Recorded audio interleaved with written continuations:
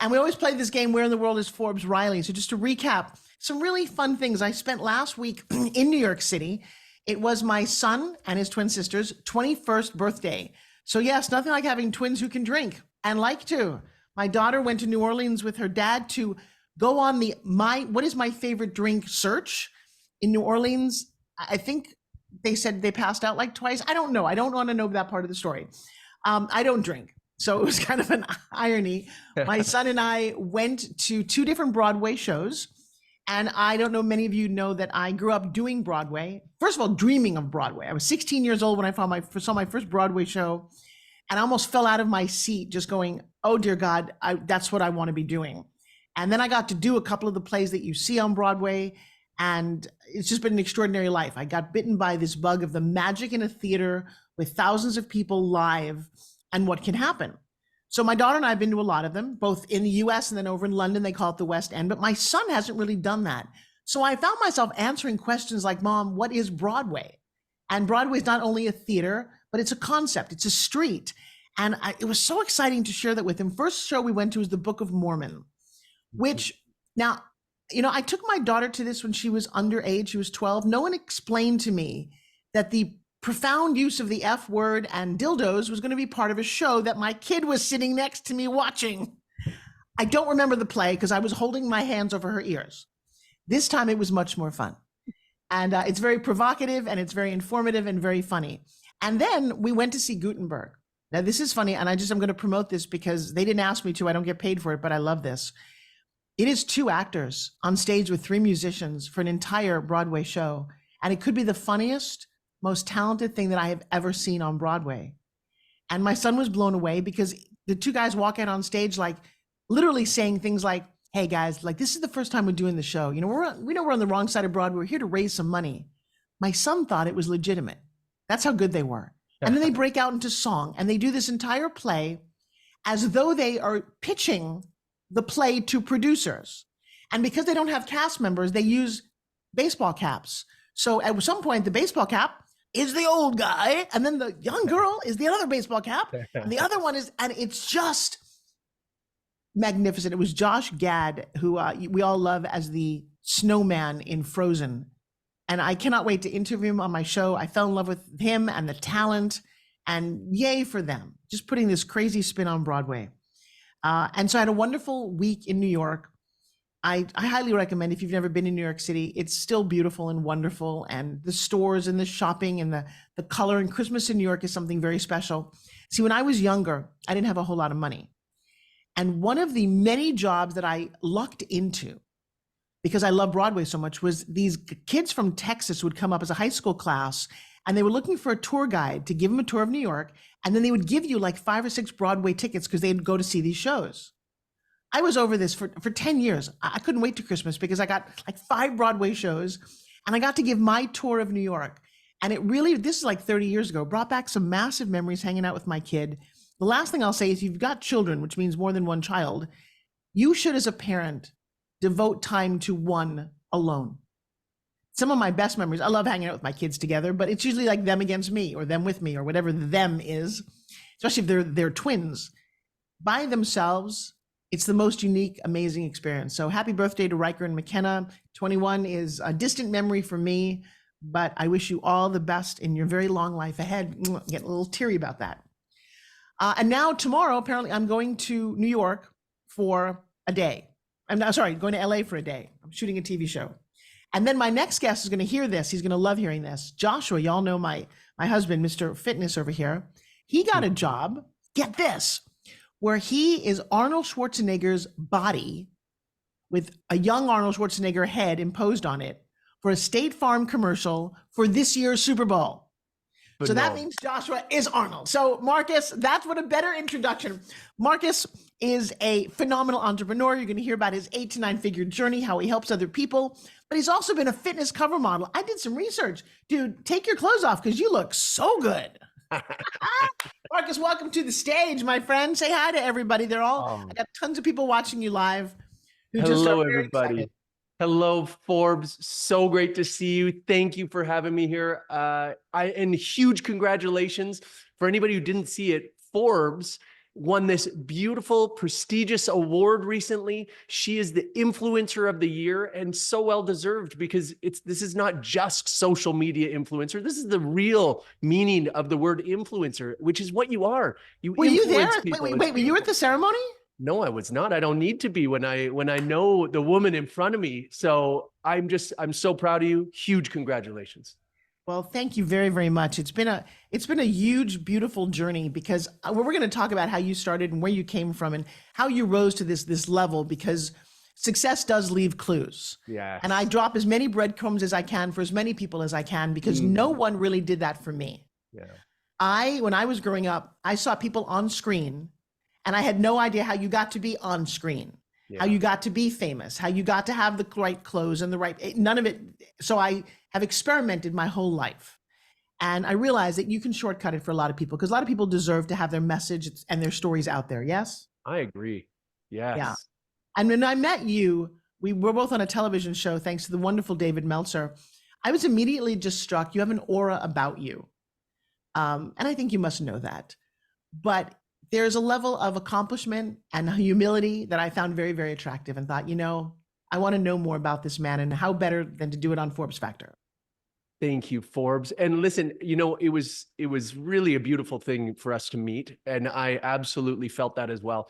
But here's what's so wild. Just even in your introduction, I'm listening, I'm like, wow, it's so incredible how much you and I have in common. So I am someone who is a big proponent of taking your kids separately and having experiences. But let's go a step deeper here. This is so crazy. I got back less than 3 weeks ago from taking my oldest, Claire, to New York to experience Broadway for the first time.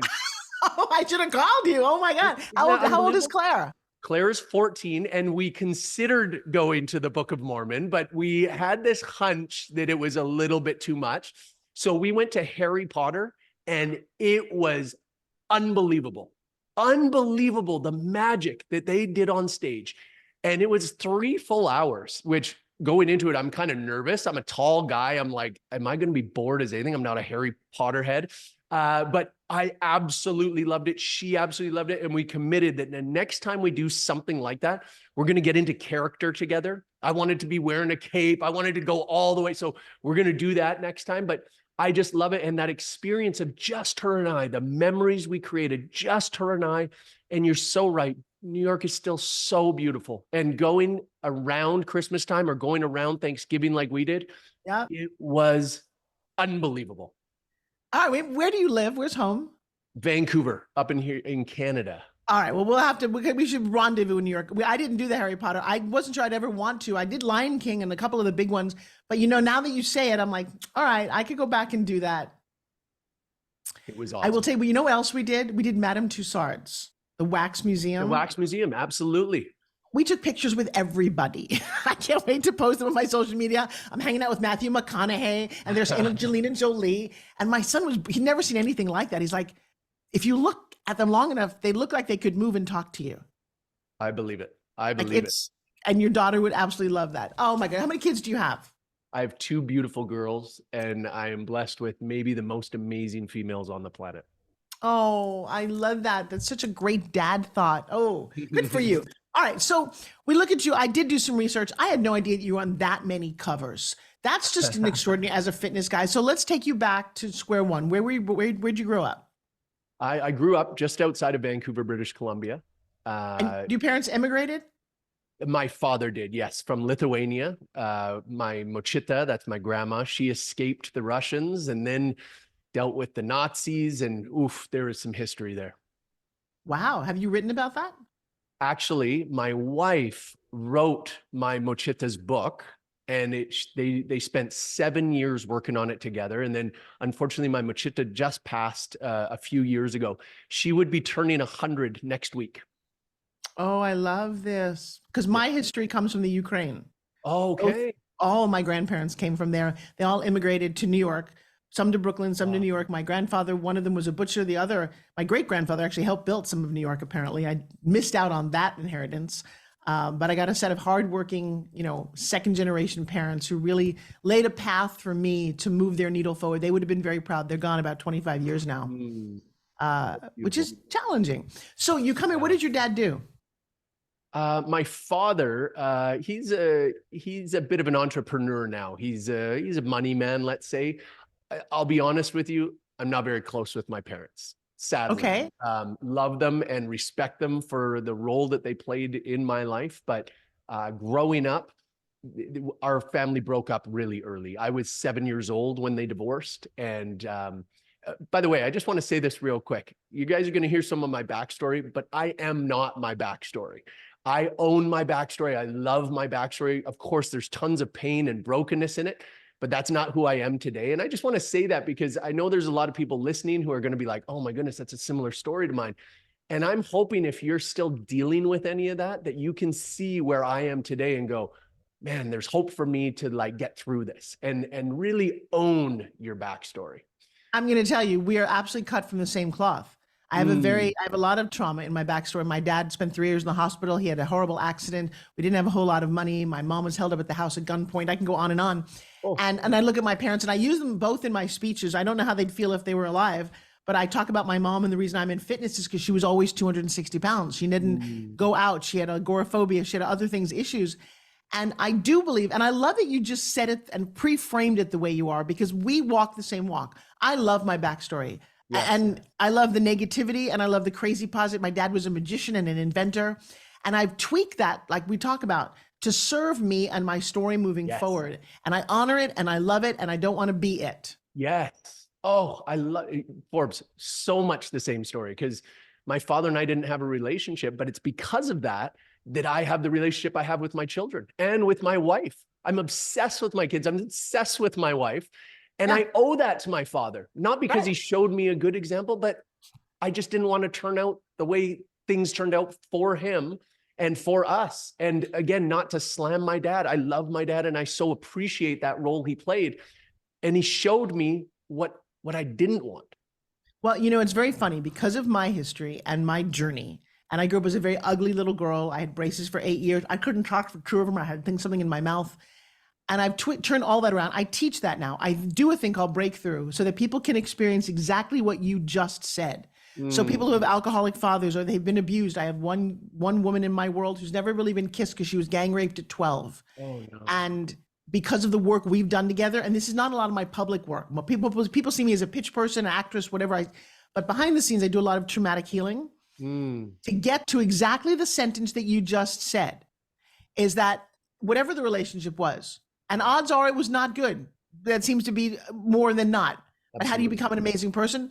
You own it, you blame it, you go through it, then you thank it, and then you love it. And you go, you know what? I love what happened to me. I've had somebody say they love the kid who killed her brother. Took her quite a long time to say that word out of her mouth. Yeah. But when she did, what started to heal was her own heart. Yes. You're not really saying it to the guy. Your brother's gone. But if you hang on to this anger forever, you become brittle and you fall apart. But if you can find that space, and the last thing I'm going to say to you, because I did say this at David Meltzer's thing and got into a huge heated conversation, I don't believe in the word forgiveness.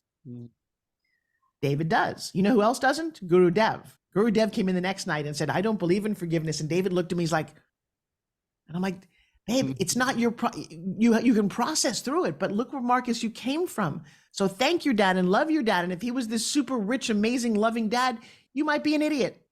Odds are. And so congratulations. I totally agree. I totally agree. That's absolutely who I could have turned out to be. And I don't want to be that guy. So no, I've met that guy. You don't want to be that guy. I've met him. All right. So you became, you went on this path. Yes. And share with me the journey and the decisions that you made that helped lead you where you are. Sure. So one of the most special things that happened to me in my life, it was the real turning point for my life at 15. So up until 15, I was sad. I was broken. Just like you, I had so many issues with my appearance. I was 6'4", 120 pounds. Oh, ouch. That's my son. I know. Yeah. Hello, I can see through you. Yes. So embarrassed of who I was, no confidence, no self-worth. And shocker, the girls didn't love that.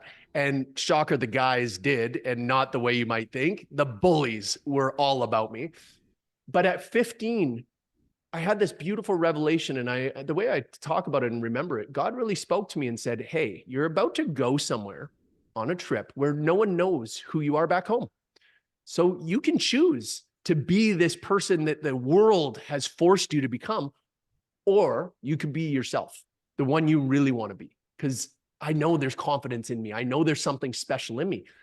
And just like that, I got off the plane, a different man. And everybody accepted me like that. I was confident. I was able to talk to the girls. I was hanging out with the cool guys. I was going on dates with cheerleaders. It blew my mind. And I realized, wow, it really is just a choice. And even at that young age, I recognized, I'm like, this could change everybody's world. And so ever since 30 years now in the making, I help others make that same choice, just to go, you don't have to make a radical change. You don't have to do a 180 like I did. But maybe there's a little piece of your life that you'd like to improve. And I go, great, let's just improve it immediately. Let's make that choice today, right now, and let's start taking steps to become that person. The universe wanted us to meet and is laughing right now because at 15, I needed money to go to college and we didn't have any. And my dad was in the hospital. My mother turned to me and said, we're broke. But there's this beauty pageant in town called the Miss Teenage America pageant. It's going to be on TV with Bob Hope. It's a big deal. And then she looked at my face with my broken nose and my teeth and everything was wrong with me, my frizzy hair. And she had one of those moments where she's like, yeah, okay, what are we going to do?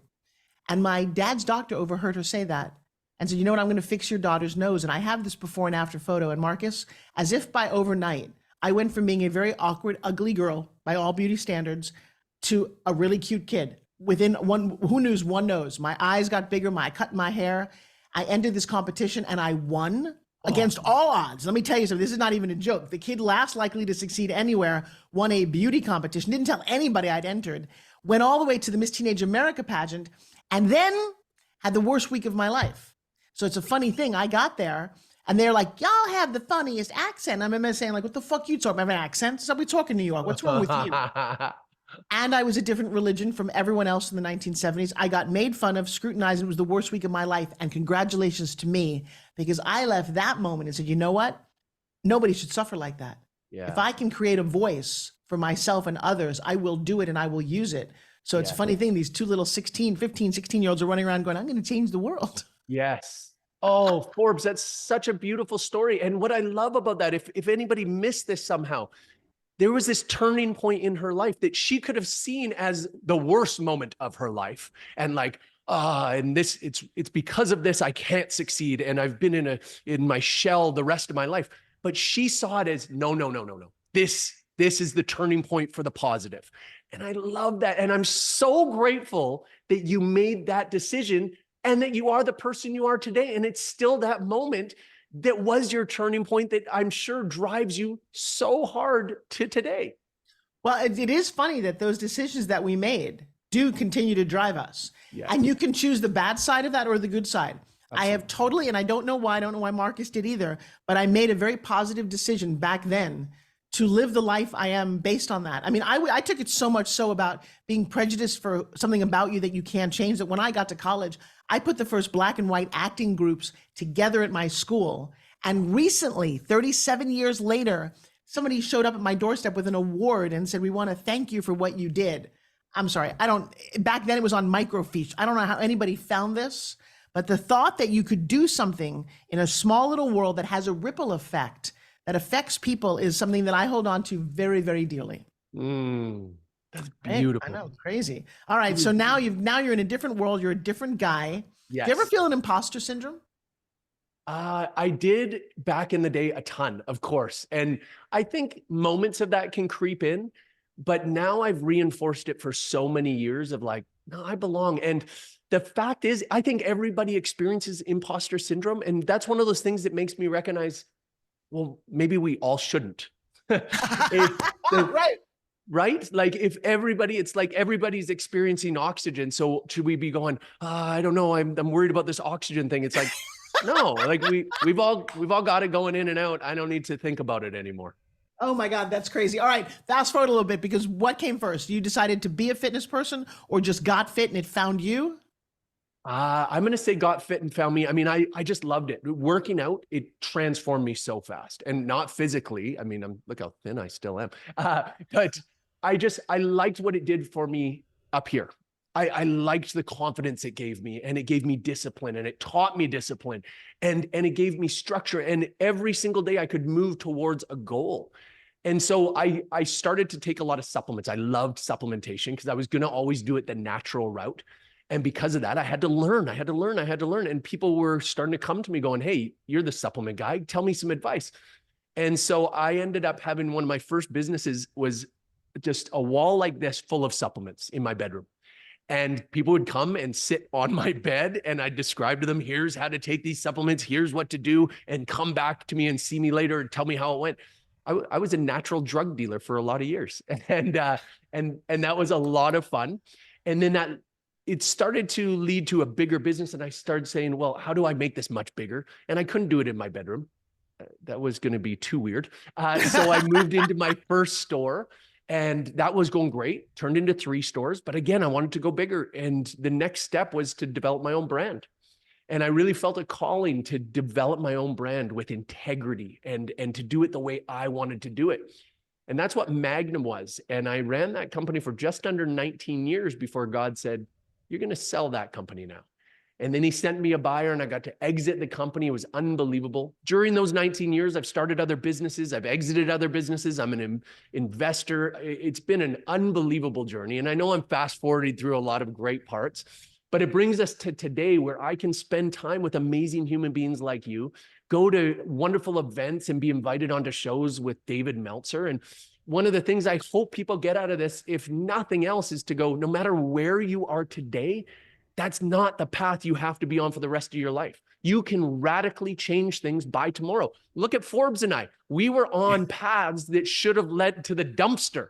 Yeah. But here we are today with some pretty cool experiences, some pretty clear versions of success, whatever success looks like for the listener.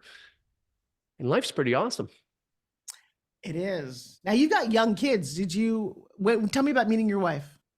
Oh, I met my wife at church. God put her in my eyes. I can still remember the exact moment I saw her.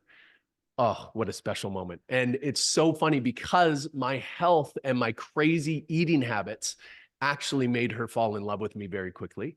It was the very first time we met. We talked very briefly, and I knew she had some interest in me and I had some interest in her, but it was also feeding time. So I went into the back of the church. This is for a youth event. We were watching a Canucks game, hockey game on the big screen. And I go into the back. It's kind of dark because I got my little cooler, and I open it up, and I'm just eating chicken breasts. And she walks by and she goes, "Are you eating ice cream?" And I go, actually, it's a chicken breast. And she's laughing and I'm laughing. And we just have this conversation, which just led to her being like, holy smokes, this guy's really disciplined. He's sitting in the back of a church while everybody's having a good time watching a hockey game, and he's eating chicken breasts. This is just weird, but it was clearly her kind of weird. And, that's a beautiful thing I like to teach people. Like, that's not everybody's type of weird. I'm sure lots of people would be like, you are a freaking weirdo. Yep. And I'm so okay with that. I don't have to change me if I'm not your cup of tea. But Right. I was my wife's cup of tea. And Forbes, I know I'm your cup of tea. And what happens is you attract the right people and you repel the wrong people. How is that not a great thing? So own who you are. Find out who you are authentically and be that person. Oh, I love it. I love it. It's funny. One of the things that I've been asked to do, and I think I've been called to do, is to write a parenting book. I've written lots of fun books, but I have a very unique way that I raise my children. I didn't have my twins till I was 42. And I was already having some very disciplined concepts about how to do this. And now it's worked out because they're 21. And I literally had my son call me and say, Mom, that thing where you didn't punish us, we had to punish ourselves? Thank you. Which you definitely want thank yous. I like thank yous in business, and I love thank yous from my kids because he recognized, because back then I didn't want to be the bad guy. I waited a long time to have you guys. Now you do something wrong, I'm supposed to punish you? Oh, Mom did.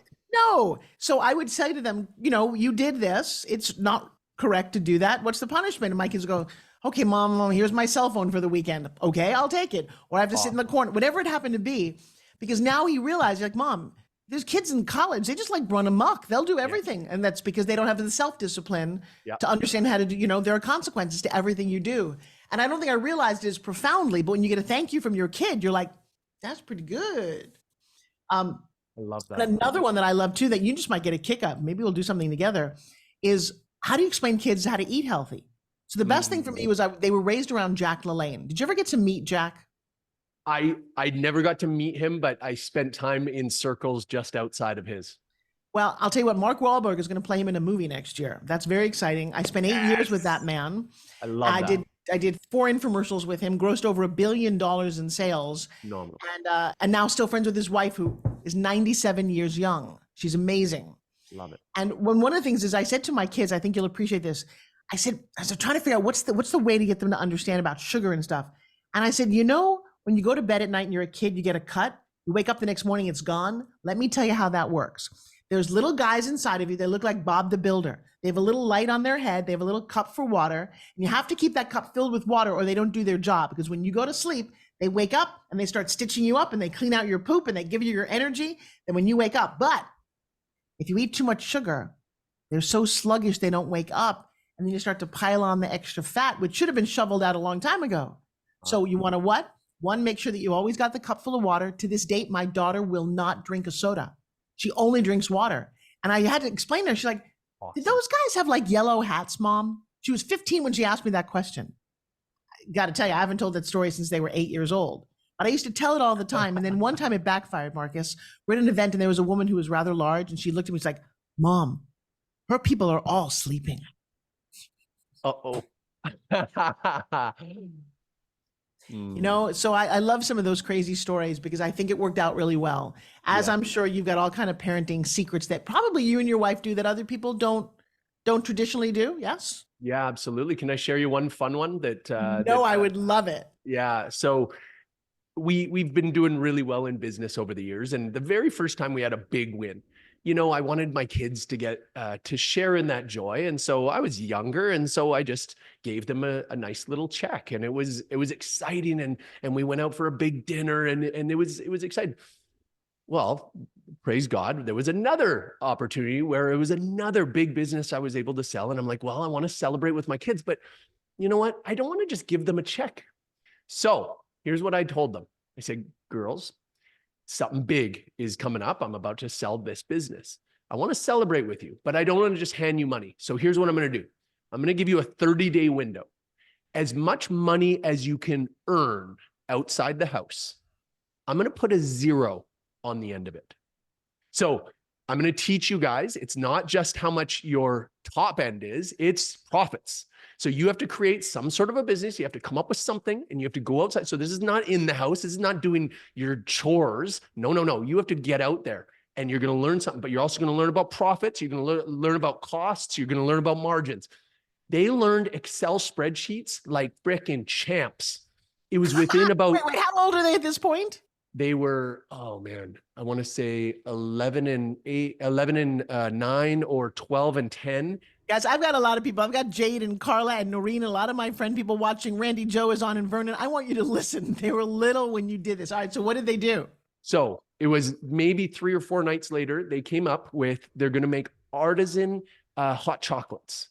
And it was the beautiful sleeve with hot chocolate mix, some chocolate shavings, some marshmallows, and then a bunch of different kinds of flavors. So sometimes they ground up some candy canes. Sometimes they did butterscotch chocolate chips or Score. They did beautiful ribbons. And then we had this discussion. Well, Dad, what should we charge? And I said, well, first, what is your cost? And they're like, well, how the heck? Okay, we're going to have to figure out what is the cost. Figured out the cost, figured out the price. If you buy 4, you get this price. And then they went door to door. And I loved it because they got to experience real rejection. And I warned them ahead of time. I said, you are going to get rejected. Some people don't care that you're beautiful, cute little kids. And I want you to accept it. And I want you to go, I don't care. I'm going to knock on the next door and the next door and the next door. And my kids profited over $350. That's insane. That's like the best story I've heard. Wow. And I was so happy that I had to write them these huge checks. $3,500 is what I turned that into. And of course, they were so excited about that. But I love it because I didn't just hand them anything. And I told them, man, if you guys do nothing, I'm not giving you a penny. I don't care. How did they handle the rejection at that age, do you think? Although being cute kids and girls count, but still. Do you know, this is one of the biggest encouragements I give to other parents who are listening to this story. Get them finding that rejection early because they haven't yet had the world tell them what rejection means. Oh my goodness. If they say no to you, that means you're this, this, and this. You're not good enough. You're not strong enough. You're not. Once that stuff is built on, then it's like, oh no, rejection is the worst. Well, my kids didn't quite have that yet. And I prepared them. I warned them. We had a big discussion. Some people are going to say no. What do you think that means when they say no to you? And we just had a discussion. Well, it could be a lot of things. You're absolutely right. It could be. Maybe they don't have the money right now. Maybe they don't have maybe they don't like hot chocolate. Maybe they're allergic to hot chocolate. So all these things being said, why would you assume the worst? Why would you think, oh, it's because I'm not pretty enough or smart enough, or I didn't say the right words, I screwed up. Let's just think the best and then learn from it. Go to the next house. Okay, this is almost as good as my story. No, I'm sorry, it's better. Because I tell a story about no. I've never heard this before, Marcus. I'm loving this. I tell the story about how I created my concept about no, because I personally hated rejection. I'm an actress. Every single day as an actress, even though I worked all the time, I got rejected. You're too old, you're too young, and it is personal because they're rejecting you, not your hot chocolate, which is very hard to deal with. If you got a small ego, do not do what I did to myself. But then one day, my 5-year-old son, who's got big blue eyes, walks up and he says, "Mommy, can I have a piece of candy?" And I said, "No." I said, "It's time for dinner. Go play." Comes back 5 minutes later, "Mommy, can I have a piece of chocolate if I eat my broccoli?" And I'm like, "No, just go play, will you?" 5 minutes later, there he is. It's like, "Mommy, I'm a kid and I want a piece of candy." And I started laughing and I'm like, all right, fine. So at that moment in my life, I'm like, I don't think no is rejection. I think yes makes you stop. When you ask someone to marry you, if they say yes, you do not ask someone else. Yeah. Unless you're in Utah, thanks to the Book of Mormon. No, just kidding. But the point is, you know what no meant to him? And I got it. It meant never-ending opportunity. N-O. He was going to keep asking until he got what he wanted. There was no attachment. He was like, well, that didn't work. I'll try something else. That didn't work. I could see it in his eyes. He was getting candy. He'll figure out and I thought, why don't we do that? Why don't we just keep figuring out a way to get the yes? Yes. And I haven't, Marcus, I know we kind of know each other now, but it's new. In my trainings, and I've got over 35,000 students now that I've done in the last couple of years, because being online is my jam. But I'll ask people, do you want to see something cool? Marcus, do you want to see something cool? Yes, please. Yes. And I got my first yes. And I knew you were going to say yes. That's how cool this is. I teach people to get a yes, to not ask a question you don't know the answer to. So that's one of my business secrets. What's one of yours? You have definitely bought and sold companies. I've never sold a company. I want to know what's some of your secret sauce? I think my top secret sauce is gratitude. It's such an underutilized, beautiful, beautiful state of being. If you come at everything with gratitude, and I can give you a bit more of a description of what that means, because maybe that's too broad of a concept for people. But at the most simplistic term, just come at everything being so grateful for everything. In this world, nobody is grateful anymore. It is such a lost art. So the people who come to me with such gratitude and true gratitude, like Marcus, thank you so much for your time. Thank you for pouring this wisdom. Thank you. I'm watching it. I'm going, oh, I will absolutely invest in this human being. I will bend over backwards for this human being because they are such a unicorn now. And I absolutely love learning from unicorns. And I've been in this gratitude space for so long. Like, I've been so grateful. I've been praying about this moment to hang out with you, Forbes. I've been so grateful that we've gotten to know each other, even the little bit that we have. I'm so grateful to be here right now. And I think people can see it coming out of my skin. Yeah. And because of my gratitude, it opens up so many doors. Now, I want to be clear here. I'm not doing it for ulterior motives. Honestly, the more I pour into gratitude, the more I receive. This is all the reward I need. This time with Forbes is so wonderful. And I'm listening so intently. And I'm sure people can see that. I'm loving these stories Forbes is telling. I love just being in Forbes's presence because she's so awesome. And I know I don't have to convince anybody. You're watching it because Forbes is amazing. But it's that kind of gratitude. If you enter the world with that kind of gratitude, not only is the world so much more beautiful, but people give you crazy opportunities. The very first time David's team reached out to me, I was like, are you serious? Thank you so much. And then right away, I became very close with his whole crew because I love those guys and I know how hard they're working. I'm so grateful for how hard they're working. I'm so grateful that they take so much off of David's plate so that he can be the star that he's supposed to be and connect people like you and I and do the amazing world-changing things that David Meltzer does. So Nick Laser, I'm talking to you, brother. I love you, man. And all of the amazing people that work with David Meltzer. So yeah, that's my secret sauce, and I can't encourage it enough. Wow, I have never, ever, ever heard someone articulate it that way. And I will tell you, I feel the same way. I can remember leaning over the dinner table after we had initially met going, would you consider being on my podcast? I was like, when you said yes, I remember that feeling of gratitude going, thank you. I was intrigued by your story. I want to know more. And I think I come to that, but I've never heard anyone articulate it like that before. That's crazy. And I love that. You know, it's funny because last night that just happened to me. The concept of manifestation meets gratitude. So I've been friends with a person for a very long time, but not really that close. Years and years ago, when he asked me to be in business with him, but was charging me a lot of money at that time, I couldn't conceptualize that because in my brain, I grew up with no money. So I've always had an issue with certain numbers.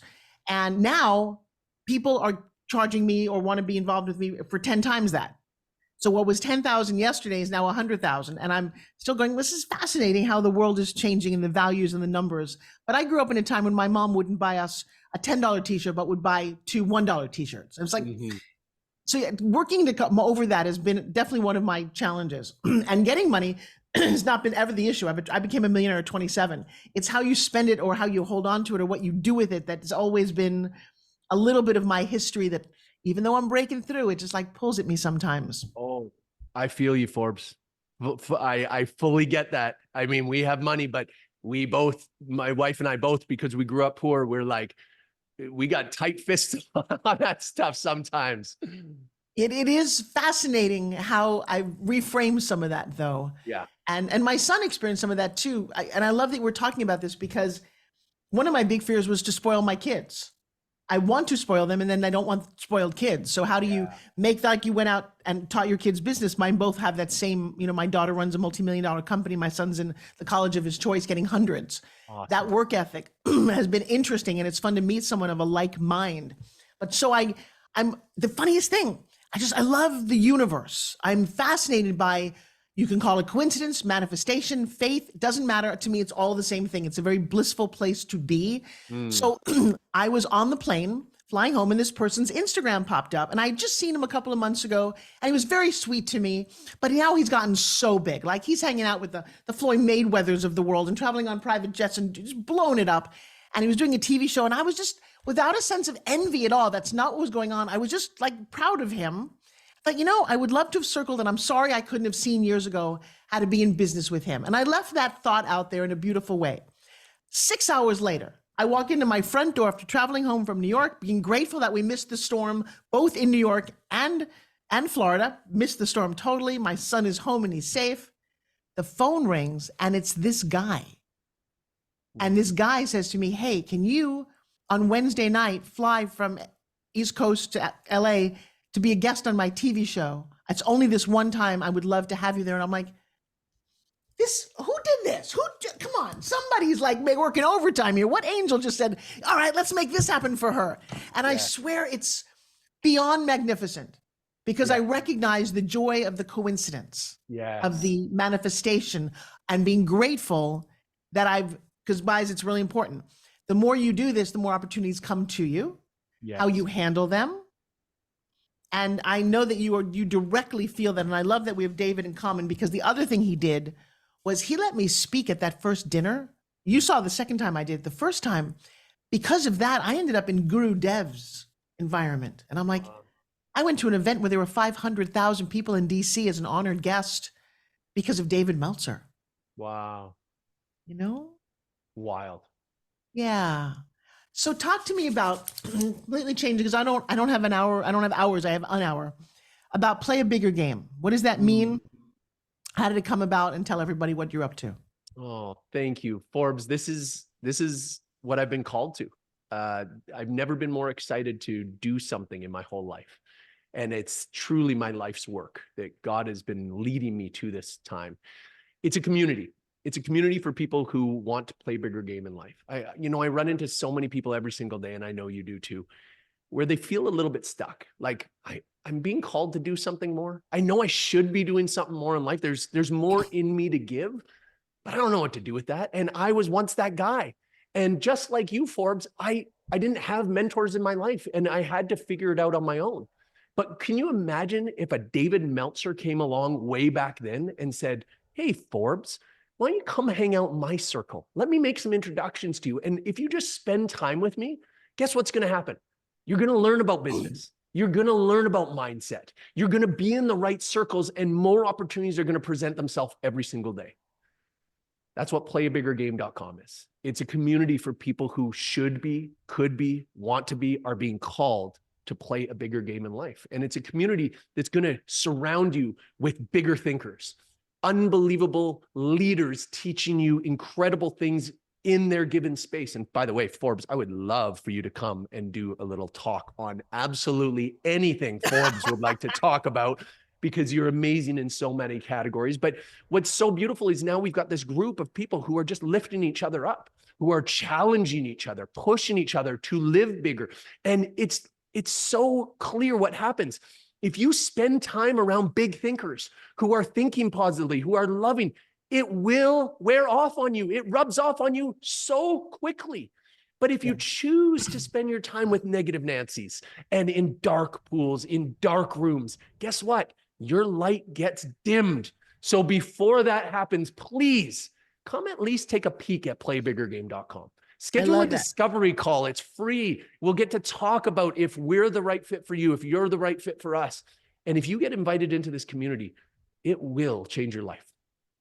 Wow. It's funny. We're on a very similar path. I have an inner circle with a fair amount of members because I also couldn't find a community that worked for me. Yes. And so we're going to have to intersect because I think we can be in both communities. Mine is definitely education oriented and loving and entrepreneurial. And, I love the fact that there's space for all of this in this world. Yes. I look at people who are like, well, Tony Robbins already has his people. I'm like, you know what? I've been in Tony's room. There's 10,000 people there. If he does 10,000 people 10,000 times, he hasn't even touched how many people are on the planet. That's right.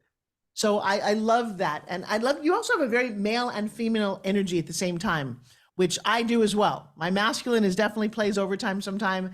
And yours is very inviting. And while being masculine it's just very exciting. I'm very proud of you.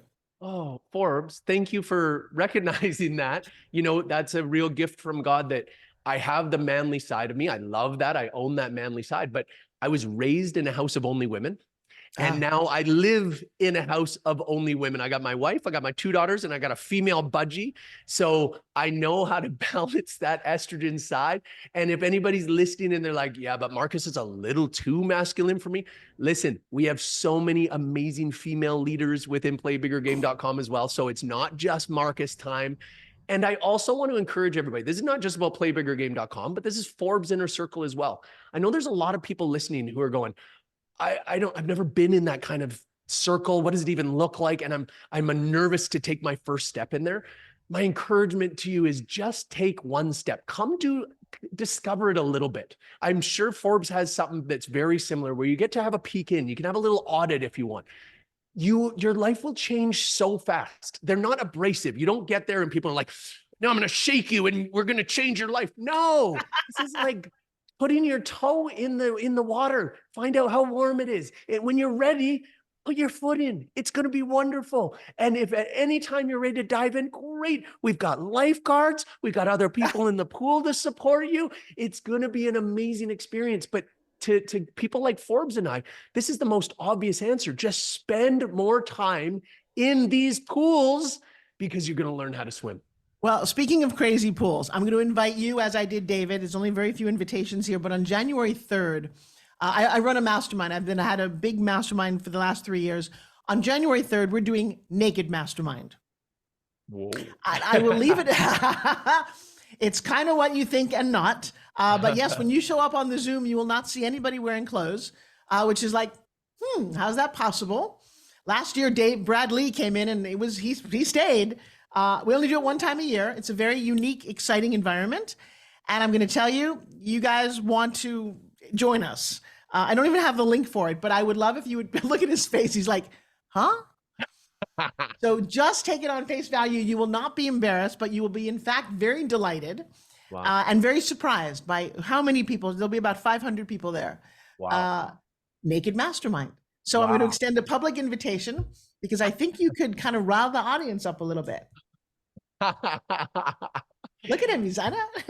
I'll have to know just a bit more about it at some point. We could talk offline. No, you have to. No, you know much... what you do, Marcus? You have to trust me that I am everything that you think I am and that I would never embarrass anybody. And it's more amazing than you would imagine. And what's funny about it is where people's brains going, what?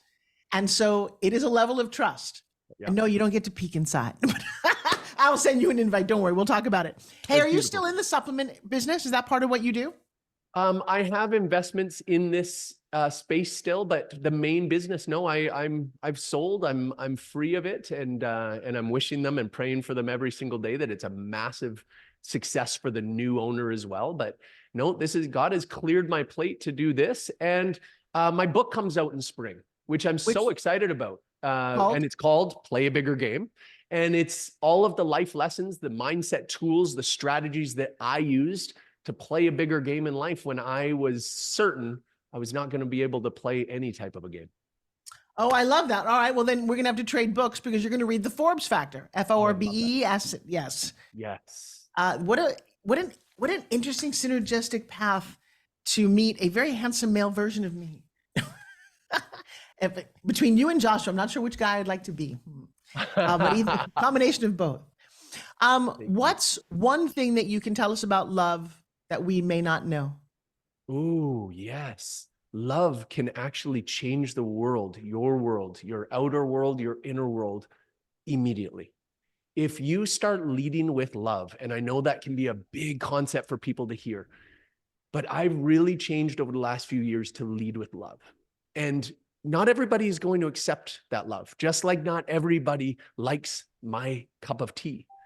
But the people who are supposed to be in my circles, they accept my love and love my love. And if I lead with love, it transforms me every single day. And it helps me be the man I want to be. I sleep better at night because I lead with love. I wake up excited to experience the day because I lead with love. And it truly transforms the people around me as well. So my encouragement to you is don't think love is this tiny little concept. Love is so abundant. And the more you see love that way, the more you can walk into this world loving, and you can change everybody's world. You know, I was looking forward to this interview, but if I had really known what was in store for me, I would not have been able to sleep. What's one big takeaway from your book that's coming out? My biggest takeaway that I hope everybody gets out of this is that mine's a story of if I could do it, anybody can do it. Truly. I didn't have a leg up in life, in my opinion, in any way. I could have focused on the negative stuff that held me back, and everybody's got their stuff. But I hope you'll read my book because right away you're going to get challenges. Right away you're going to get concepts that just help you think a little different, give you a different perspective on life. And these are the perspectives, the strategies that will change your life. But something allowed you to sell businesses and get to that point in life. That's one click higher than my concept right now. I build businesses, but I've never built one to sell. What's something that I might need to know? Oh, wow. Isn't that beautiful? It is a type of strategy, actually. It's amazing. When I started going down the very first time I was looking to sell a business, you wouldn't believe how much you actually have to work to clean up your business, to polish it up. You can't just sell your car today. You could, but you're going to get a much lower price. You got to buff it up a little bit, put some wax on there, vacuum it out, clean it up, and not in a fake way, like not like, oh, I'm making it look like something it's not. No, I'm letting it shine for what it is. So preparing it for a sale is a big deal. And mentally, you must be ready. There are going to be a lot of challenges. It's always trickier than you think to sell your business.